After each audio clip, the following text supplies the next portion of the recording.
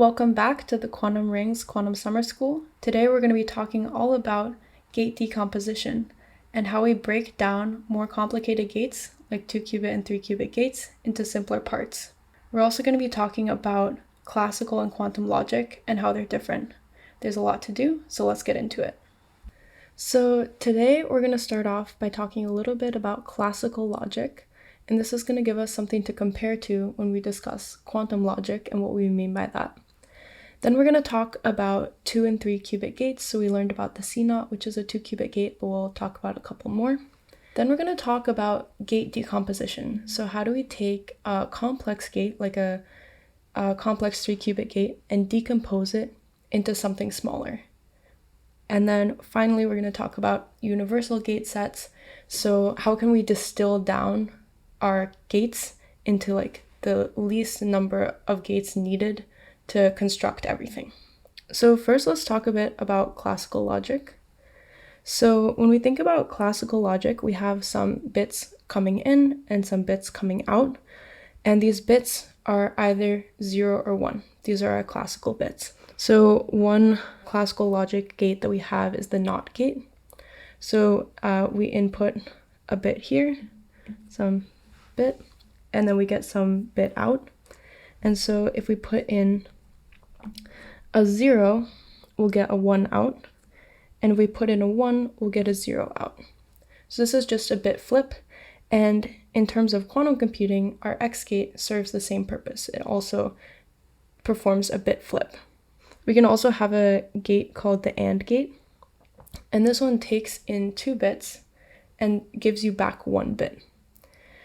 So in this case, the AND gate is going to output 0 unless both of the inputs are 1. So for 0, 0, it would output 0, 0, 1, also 0, 1, 0, also 0, and 1, 1 would be 1. So one thing I want to point out here is that the AND gate has 2 inputs and 1 output. So 1 bit of information was destroyed in the process of doing this gate. And so that means that this gate is inherently not reversible. So the NOT gate we could undo by applying another NOT gate after it, but the AND gate we can't undo. And this is really different from how quantum gates work, because we know that all of our quantum gates are rotations, and rotations can be undone by doing the reverse rotation. And we'll talk about that a little bit more later. So another classic gate is the OR gate, which is 1 if either of the input are 1. So for 0, 0, it would be 0. But then for all the other ones, at least one of the inputs is 1, so it outputs 1. And then a gate which turns out to be super useful is the NAND gate, so not AND gate. And it's just the opposite of AND. So instead of being 1 only when both qubits are 1, it's going to be 0 only when both qubits are 1. So it's just the exact opposite. And it turns out that the NAND gate can actually be used to construct all of these other gates. So other gates are kind of redundant in the sense that it's not the most basic building block of logic. So now let's take a second and talk about 2-qubit gates. So last week we saw the C0 gate, and the C0 gate is super important. It allows us to generate entanglement when we combine it with the Hadamard gate, which creates superposition. So just as a reminder, this is what the C0 gate looks like. And when we draw a circuit schematic of it, we have this little dot here, which is our control. And then here we have our target. And what it looks like is if the control bit is 0, it does nothing. And if the control bit is 1, it flips the target. So in this case, supposing that this first bit here is our control, then our outputs for 0, 0 would be 0, 0, and 0, 1 would be 0, 1. But then in the case of 1, 0 or 1, 1, the second bit is going to get flipped. So this would be 1, 1 and 1, 0. We can also have a gate called the CZ gate or C phase gate. And just like it sounds, it's a controlled phase gate or controlled Z gate. And what that means is if the first qubit is in the 0 state, it does nothing. And if the first qubit is in the 1 state, it applies a Z-gate or a phase flip to the second qubit. And in a circuit schematic, we would draw it like this with just 2 dots. The reason for this is that it's a symmetric gate, so it doesn't really matter which one you call the control and which one you call the target because the end result will be the same. So in this case, we'll get for 0, 0, nothing will happen, 0, 1, nothing will happen. For 1, 0, now the control is 1, but the target is 0, and the Z-gate does nothing to the 0 state. So this will just stay 1, 0. And then if we have 1, 1, then we're going to get a phase flip on the second qubit. And so what will happen is we'll actually get a phase on the second qubit. So it'll stay in the 1, 1 state, but now with the phase. And this is not really captured very well in this like in and out table. So to be more thorough, perhaps we should write like the ket 1, 1. And when that comes in, the ket minus 1, 1 will come out. The last 2 qubit gate I want to talk about is the swap gate. So exactly like it sounds like, the swap gate swaps the 2 qubit states. And again, this is a symmetric gate, so the way we draw it is with these x's and a line between them, but it doesn't really matter which one is the control or which one is the target because it works the same way. So in the case of 0, 0 and 0, 1, nothing is going to change. But in the cases of 0, 1 and 1, 0, we're going to have our bits flip with each other essentially. So another thing I want to point out here is that all of these gates that I just showed you, C0, CZ, and swap, are all reversible. So if you just apply them twice in a row, the second one will undo the first one. And then it's like nothing happened. So all of our single qubit gates are reversible, all of our 2 qubit gates are reversible. And in fact, any gate that you apply, any quantum gate is going to be reversible. The reason for this is that our qubits obey the laws of quantum mechanics. And quantum mechanical objects evolve under unitary transformations. And our gates are unitary transformations. And one of the hallmarks of a unitary transformation is that when you take its Hermitian conjugate, so if you have some unitary operator u, then its Hermitian conjugate would be u dagger. Then its Hermitian conjugate is its inverse. So then u dagger u would be the identity, and also u dagger would be the identity. So all of these gates can be undone by applying their Hermitian conjugate. For a lot of these gates that we talk about, that is just the gate itself. So for instance, you can see the swap gate, every entry is real, and it's symmetric about the diagonal. So if you take its transpose, you'll just get itself back. We can also extend everything we've talked about with 2 qubit gates to 3 qubit gates and beyond. You can let your imagination run wild. But one famous gate is the Toffoli gate, which is a controlled X with 2 controls. So in this case, if only one of the controls is 1 or none of them, nothing happens. It's only when both of the controls are 1 that the target experiences a bit flip. So in this case, for this truth table, when we have 0, 0, 0 in, we'll get the same out. Same for all of these where the first 2 qubits are not both 1. The only case where something will happen is these last 2 here, where both of the controls are 1, and that will flip our target. Again, the Toffoli gate is reversible. You could just apply the Toffoli gate 2 times in a row, and it would cancel itself out. So now I want to talk about gate decomposition.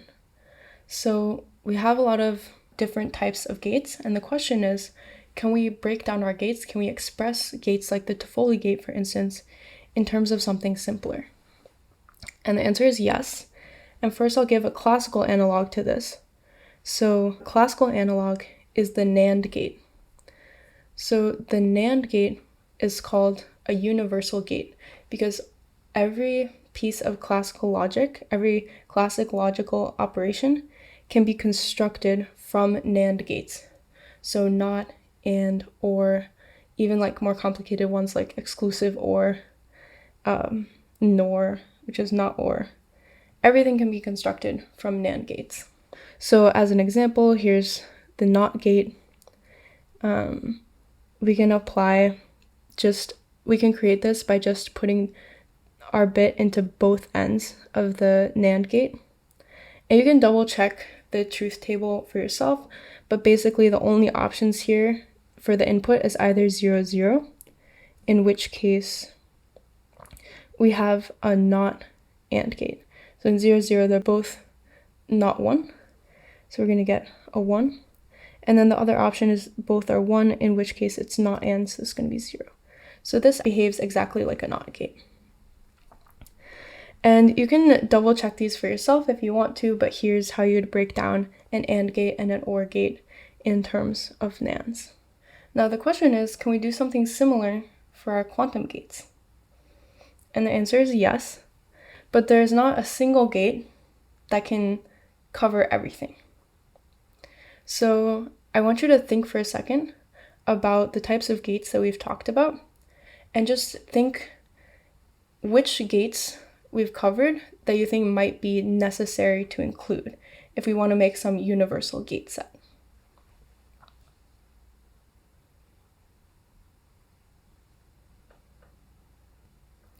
So there's no one right answer there, but hopefully you realize that we can't create every single gate if we only have single qubit gates in our gate set.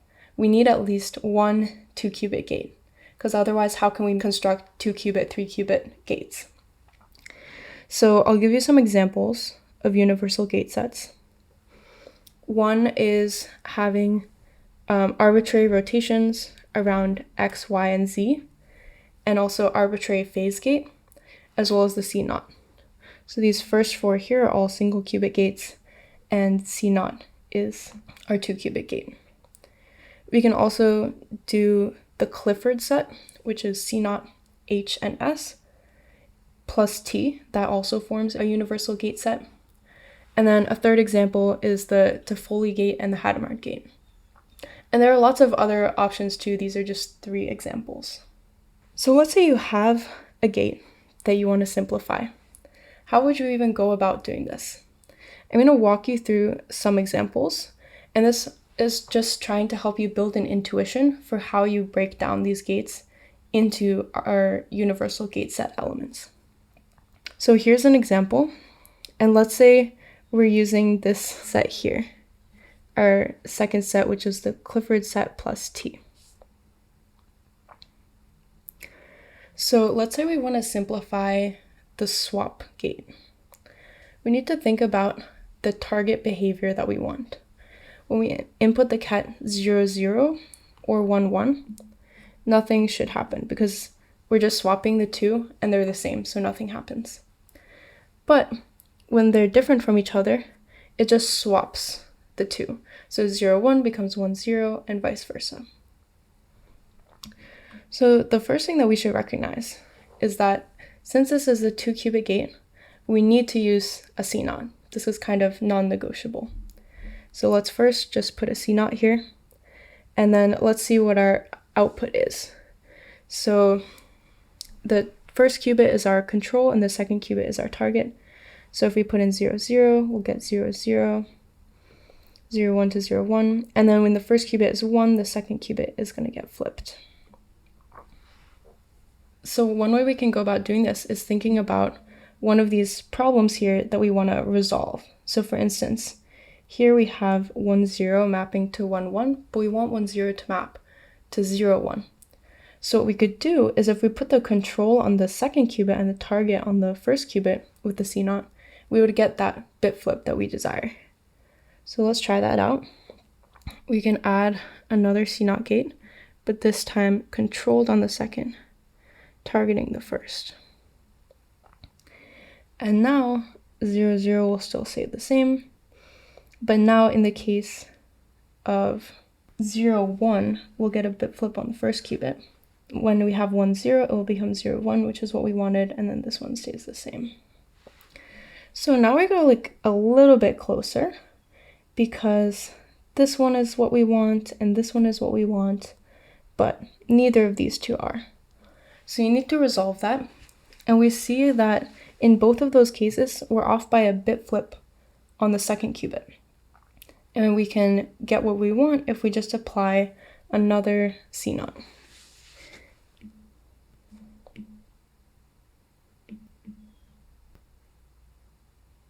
Okay, and that will finally flip us to what we want.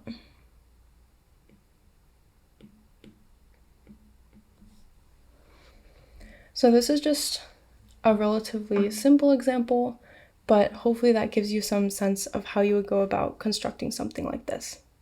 So now let's try some other exercises, and I encourage you to try these on your own. I'm going to go through them as well, but just think about it on your own first and see if you can get it right. So we know that the Clifford set, which is H, S, and C0, plus the T-gate forms a universal gate set. So we can think about how to decompose our favorite single qubit gates, Z, X, and Y, in terms of this universal gate set. So first, let's think about the Z gate.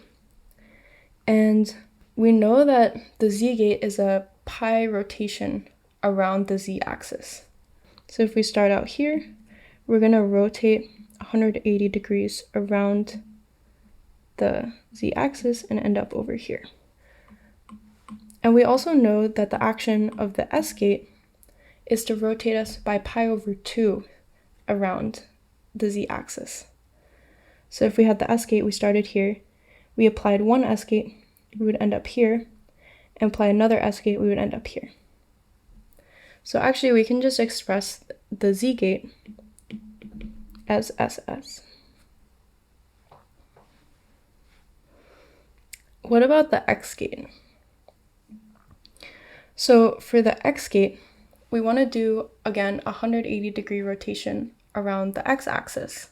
But what we normally do is rotate around the Z axis. So that's the only thing we really have access to. We have the S gate, which is rotating pi over 2 around the Z axis, and then C0, Hadamard, and the T gate.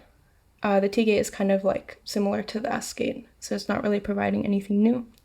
All of those gates, like H and C0, are not going to provide us with the type of rotation that we want. So the way that we're going to go about accomplishing this is we need to rotate ourselves from the X basis into the Z basis. So the way we do that is with a Hadamard gate. So we want to consider rotations around the X axis. So what we're going to do is apply Hadamard, which rotates us into the Z basis. Then we can apply a Z gate, which is just S squared. And then we apply another Hadamard to rotate us back to the X basis. So I encourage you to check this out for yourself. You can kind of walk through it. For instance, if you start in the 0 state or the 1 state and you go through the sequence of Hadamard, SS, Hadamard, make sure it works how you expect.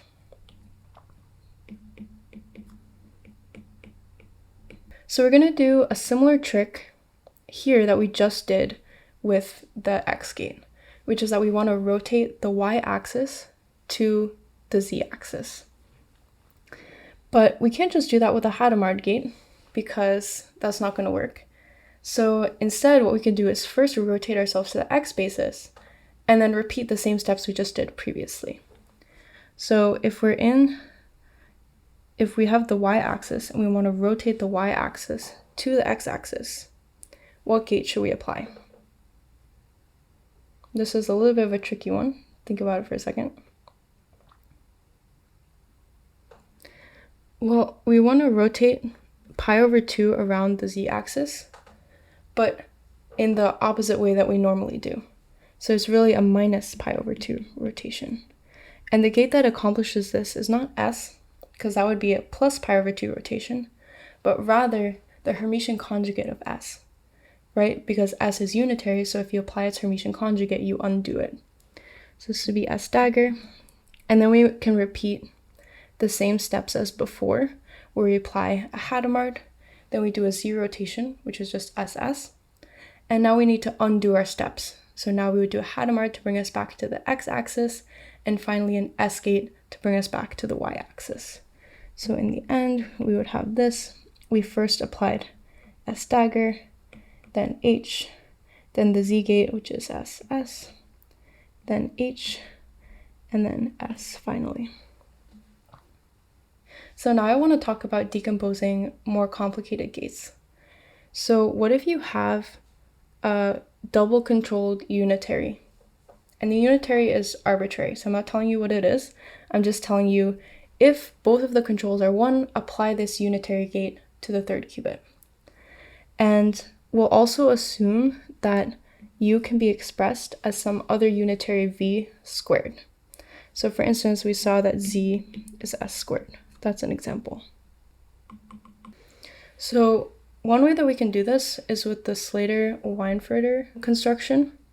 And the basic idea behind this is you want to have copies of your unitary that basically undo what you have done, typically, except in very specific cases. So you use C0s in order to strategically flip bits such that other controlled unitaries act and then either undo or don't undo what you want. That was not a very clear way of saying it, but let's just walk through this together. So in the case that both of the controls are 0, we want to know what's the effective unitary on the bottom qubit. So in this case, all of these C0 gates are going to do nothing, and also all of these controlled V and V dagger gates are going to do nothing. So the effective unitary here is going to be the identity. If the first qubit is 0 and the second qubit is 1, then these C0s are going to not do anything, but here we have a V, controlled V, and controlled V dagger. Those are both going to go off, but the V and the V dagger are going to cancel each other out. So I have a V and then a V dagger, and this is just the identity. If the top qubit is 1 and the bottom qubit is 0, then now these C0s are going to do something. So we'll have the C0 flips this from 0 to 1, and then the second unitary with the V dagger is going to act. And then the next C0 is going to flip this back to 0. So we haven't changed the state of the second qubit. And then this unitary here is going to act. So now this time we're going to get V dagger acting first, and then V, which is again the identity. So now in the case where both of the controls are 1, you will have this first V acting, but then this C0 is going to flip this from a 1 to a 0. So now this is not going to act.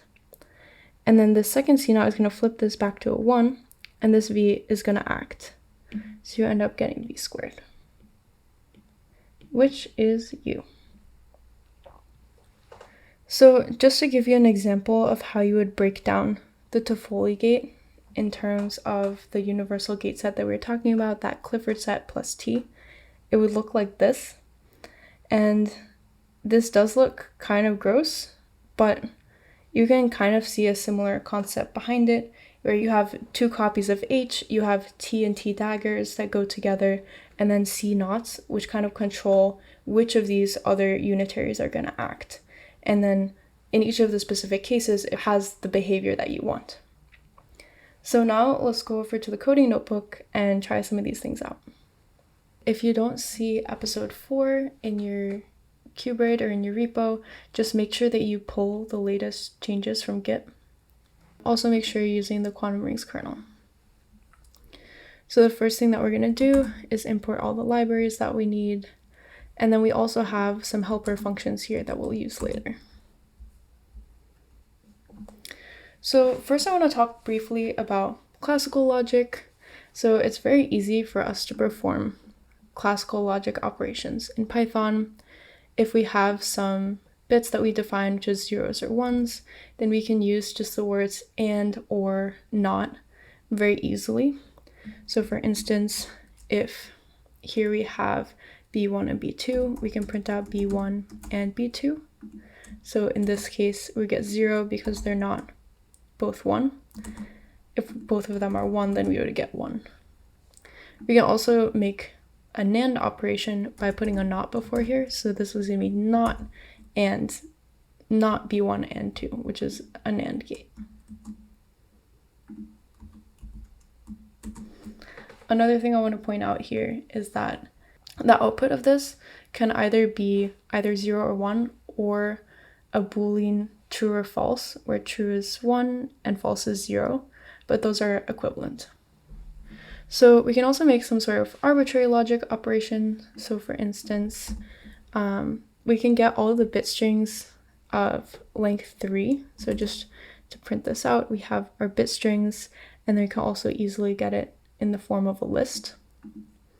Then we can define some arbitrary logic operation that we want. So for instance, maybe we want to do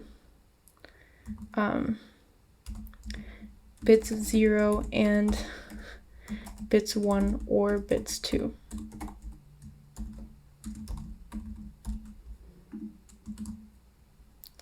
So in this case, so bits 1 or bits 2 would be 1 here, here, and there. So all of these places where at least one of them is 1. And then only in the cases where the first cube is also 1 will you get a 1. So here would be the truth table for that. We can also pretty straightforwardly make the NAND gate like we talked about before. So we want to do not bit 0 and bit 1. And then we can print out the answer for this. So we want to do NAND, and we want to do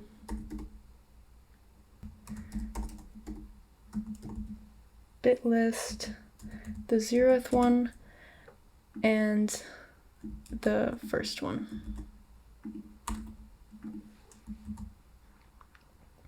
So here we have our NAND gate, and then we can also pretty easily decompose the NOT gate in terms of NAND gates. So we know that if we put the same input into both sides of the NAND gate, then that will be our NOT gate.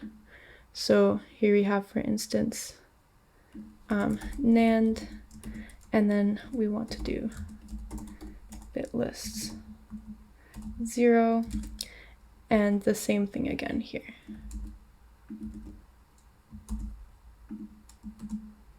And we get our NOT gate. So if you want, you can also play around with this and see if you can create the AND and OR gates in terms of NAND gates. Another thing I want to point out here is some other useful things that we might want to do when we're building up a quantum circuit. So one is that we can do arbitrary controlled rotation gates. So we saw the Toffoli gate, we've seen C0, C phase. You can also do arbitrary things. So the syntax is kind of what you might intuitively expect.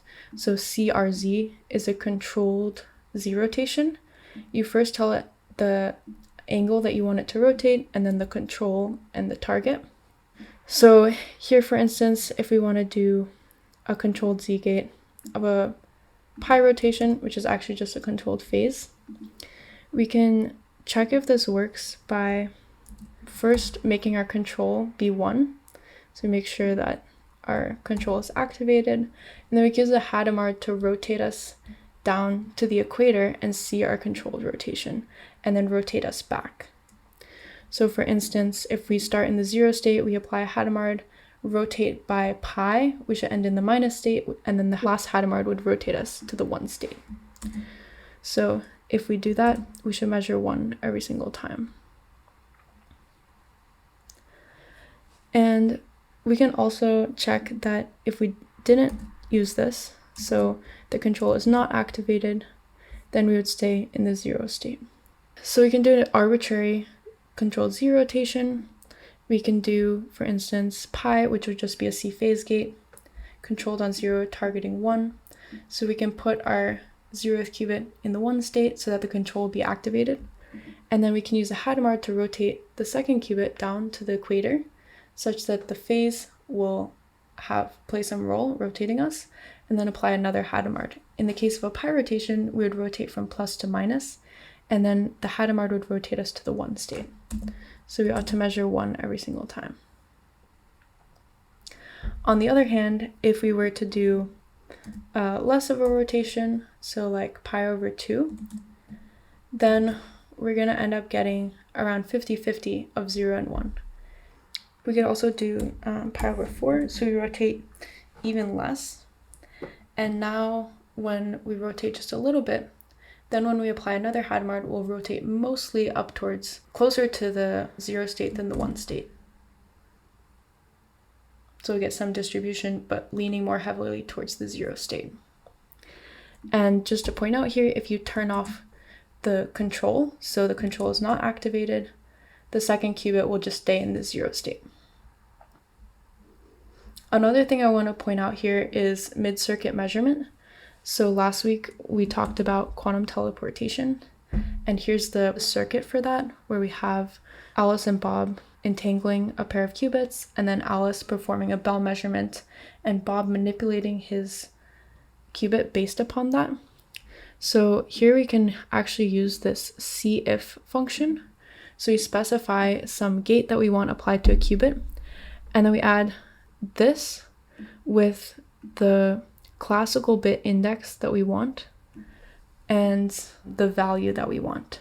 So this says apply an X gate to qubit 2 if the classical bit in the 1 place is 1.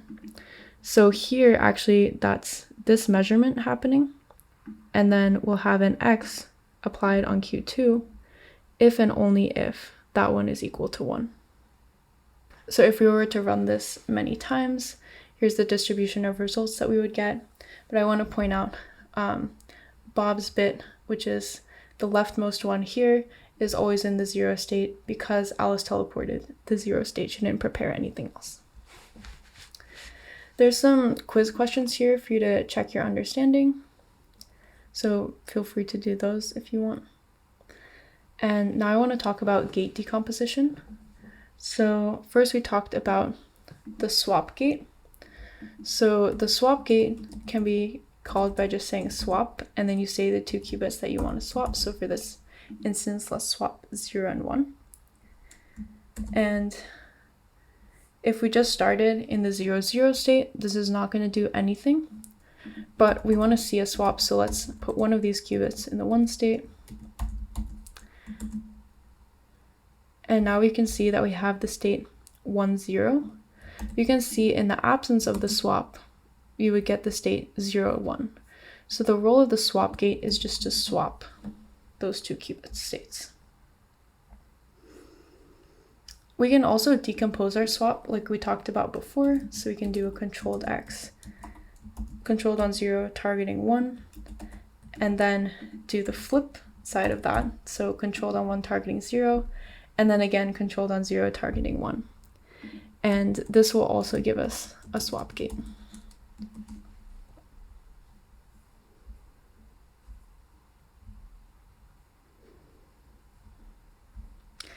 I also coded up a Sleator-Weinfurter construction example.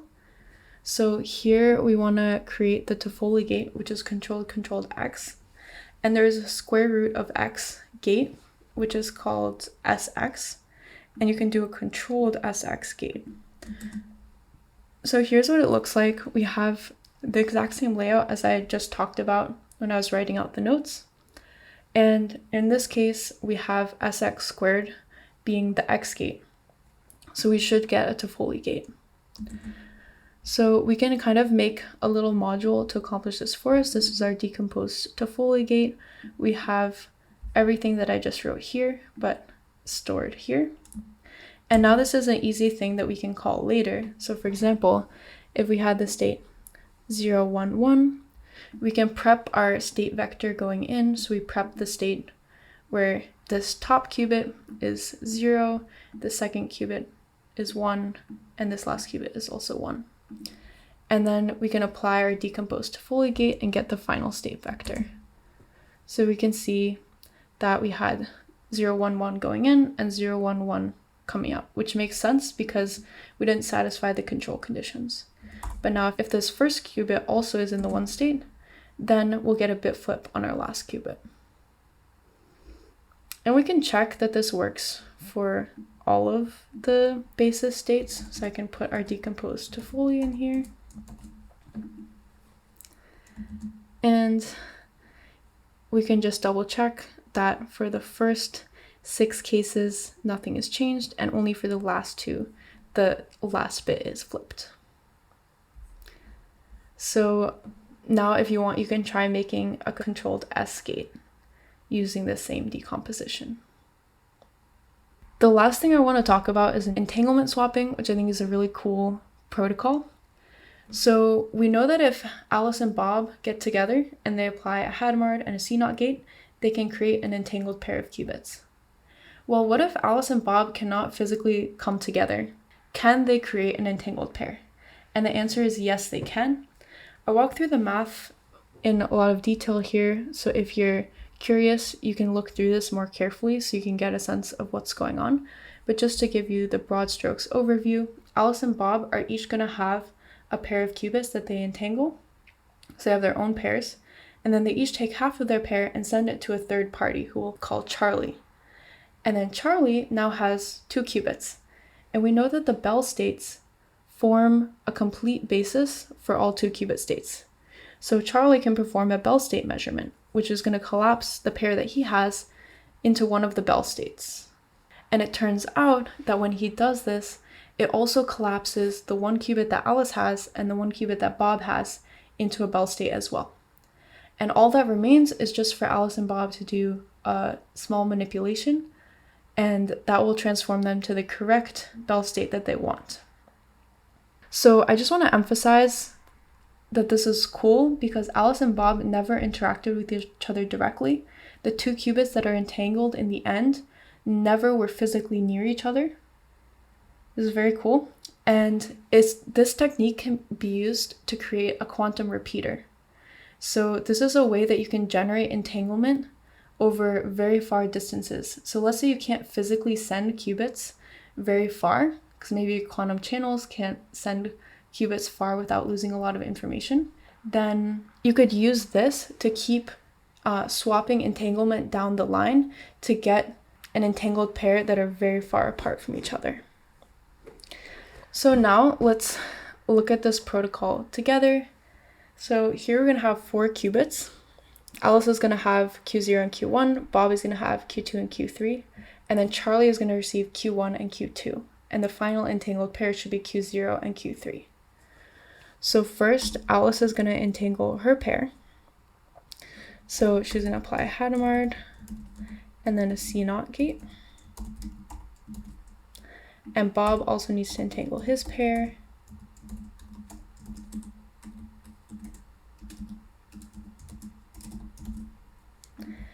And then Alice and Bob are going to send Q1 and Q2 to Charlie. And then Charlie is going to measure in the Bell basis.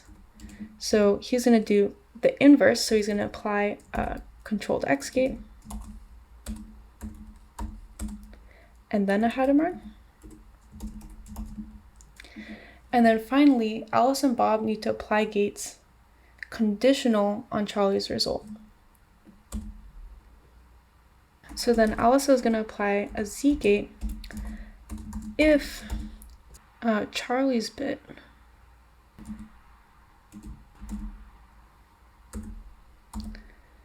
if the 0th one is 1, and then, oh wait, hold on. So that's going to be on qubit 0. And then Bob is going to apply an X gate if the first classical bit is 1. And then finally, we can measure the state of qubits 0 and 3 to the classical bits 2 and 3. So this is what our circuit looks like. We have first the part where Alice entangles her qubit, then the part where Bob entangles his. Wait, I made a mistake here, because Charlie has the qubits 1 and 2, not 2 and 3. Oh, the other thing I also forgot here is that Charlie has to measure his qubits. So he's going to measure qubits 1 and 2 to the classical bits 0 and 1. Okay, so now our circuit should be all set. And we can check if this worked. So in the end, we want to check the classical bits 2 and 3 because that's where we stored our qubit measurements from qubits 0 and 3, which is the ones that we want to be entangled. So let's see. And indeed, we end up in the state we want, which is the state 0, 0 plus 1, 1, or a Bell state 5 plus. We can also turn this into a reusable module. So here we can define our entanglement swap, where the first argument is our quantum circuit. The second argument is the pair that Alice has, then the pair that Bob has, and then the classical bits that Charlie is going to save information to. And by default, Charlie is going to receive the second one of Alice's qubit and the first one of Bob's qubit. And then I also added these flags here so that if either pair A or pair B is already entangled, we can skip the step of entangling that qubit. So here we're making our pair C, which is just the second qubit of Alice's and the first qubit of Bob's. So Alice can entangle her pair, Bob can entangle his pair, they send half of their pairs to Charlie, and then Charlie measures in the Bell basis. And then Alice and Bob apply gates conditional on Charlie's result. So now we have our reusable module, and we can use this to build a quantum repeater. So the first thing we're going to do is perform an entanglement swap on our circuit. So we're going to use the same things that we did before, where Alice's pair is 0 and 1, Bob's pair is 2 and 3. And then we're saving Charlie's bits of information to 0 and 1. I'm just going to add a barrier here so it's easier to tell the difference. But then we're going to do another entanglement swap. This time, the entangled pair that Alice starts with is 0, 3. And another important thing is that Alice's pair starts off entangled. So we're going to flag that here. And now Bob's pair is going to be qubits 4 and 5. And we want Charlie to save this to the classical bits 2 and 3. And the last thing we want to do is we're going to measure our qubits.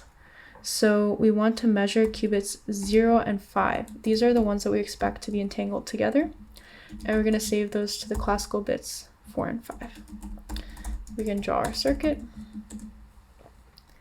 It looks like this. We basically have 2 copies of the entanglement swapping protocol. And so in the end, we should have 0 and 5 being entangled. And we can check this out here. And we do. So if you want an extra challenge, see if you can make a quantum repeater with 3 or 4 entanglement swaps. I hope you enjoyed learning today a bit more about quantum logic and how it's different from classical logic, as well as gate decomposition, universal gate sets, and the entanglement swapping protocol, where we can generate entanglement over long distances. Next week, we're going to be diving deeper into entanglement and looking at entanglement across many qubits and something that we call graph states. I'll see you then.